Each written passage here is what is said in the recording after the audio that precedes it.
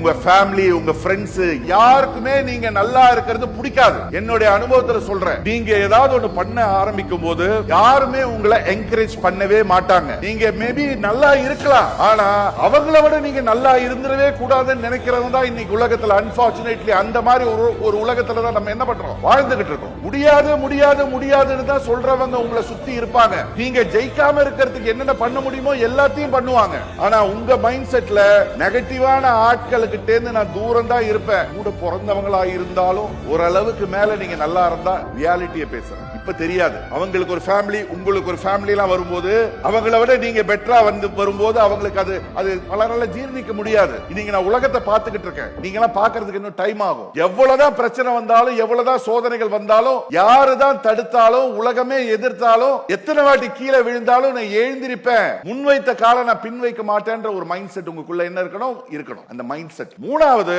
தைரியமா கனவு காண ஆரம்பிங்க. கனவுகள் இல்லாதவங்க வந்து பாத்தீங்கன்னா என்ன பொறுத்த வரைக்கும் எவ்வளவு திறமசாலிகளா இருந்தாலும் அவங்களால அவங்க இலக்கை அடையவே முடியாது. தைரியமா காணுங்க, பெருசா காணுங்க. நிறைய பேர் சொல்லுவாங்க பேராசைப்படுற அப்படின்னு. நான் சொல்றேன் பேராசைப்படுங்க. நான் பேராசைப்பட்டேன். அதனாலதான் இன்னைக்கு 500 பேர் என் கம்பெனில ஒர்க் பண்றாங்க. 25 பிரான்சஸ் இருக்கு. அது தவிர ரியல் எஸ்டேட் நிறைய பண்ணிக்கிட்டு இருக்கேன். நான் பேராசைப்பட்டதுனாலதான் இன்னைக்கு நான் ஆசைப்பட்டது கிடைச்சது. கம்ஃபர்ட் ஜோன்ல இருந்து வெளியே வாங்க, பெருசா கனவு காணுங்க. அதோட ப்ளூ பிரிண்ட் உங்ககிட்ட இருக்கணும், கிளியர் பிக்சர் உங்ககிட்ட இருக்கணும். உங்க இலக்கு என்னன்றது உங்களுக்கு தெரியணும். நீங்க அதை விஷுவலைஸ் பண்ணணும்.